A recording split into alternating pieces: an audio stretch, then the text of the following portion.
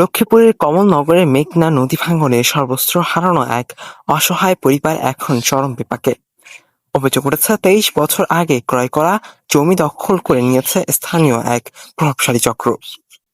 ভুক্তভোগী বিলকিস বেগম জানান, তারা নদী ভাঙনে সব হারিয়ে এই জমিতে বসবাস শুরু করেছিলেন, কিন্তু এখন মাকসুদ গংরা সেই জমির দলিল না দিয়ে উল্টো তাদের উচ্ছেদের চেষ্টা করছে।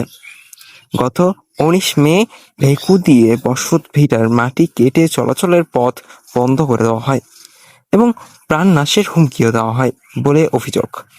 এ ঘটনায় পরিবারটি থানায় লিখিত অভিযোগ দিয়েছে এবং জীবনের নিরাপত্তা ও জমি ফেরতের জন্য প্রশাসনের হস্তক্ষেপ কামনা করছে। বিক্রি করছে আমার তো এখন 27টা বছর পর্যন্ত আমরা বাড়ি ঘর করছি, এখন আমার থাকতে কষ্ট হইব। আমরা এই জন্য দুধে থাকতেও ফলাইছি, পড়ালেখা করাইতে পারব না। কিভাবে আমরা ফলাই ফেলছি পড়ালেখা কি করছে মাকসুদ তাহলে আমাদেরকে এই ঘর ভাঙ্গে আমাকে বেকু দিয়ে ফালে দিব, আমরা উঠে যেতাম। আমাকে কাগজপত্র নাই, আমাকে কিভাবে রোদ দিব? আমাকে রোদ দিব না। আমরা বাচ্চা কাচ্চারে লেখাপড়া করাইতাম পারুম না। আমরা নিজেরা মহিলারা বাজার চালাই না মাথার তুলিয়া খাইতে হয়। তারপরে আমাকে ঘর ভাঙ্গিয়া ফালে দিব, আমাকে এই জায়গায় থাকতে দিব না। আরো অনেক কিছু কথা বলে। এটা কে বলে? মাকসুদে বলে।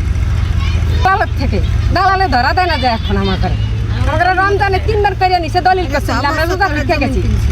6 বছর 7 বছর হয়ে গেছে জমিনের কোনো কাগজপত্র দেয় না আমাদের। আমরা এই জমিন কিনছি, ইতিস মেম্বার দালাল হিসাবে জমিন বিক্রি করছে।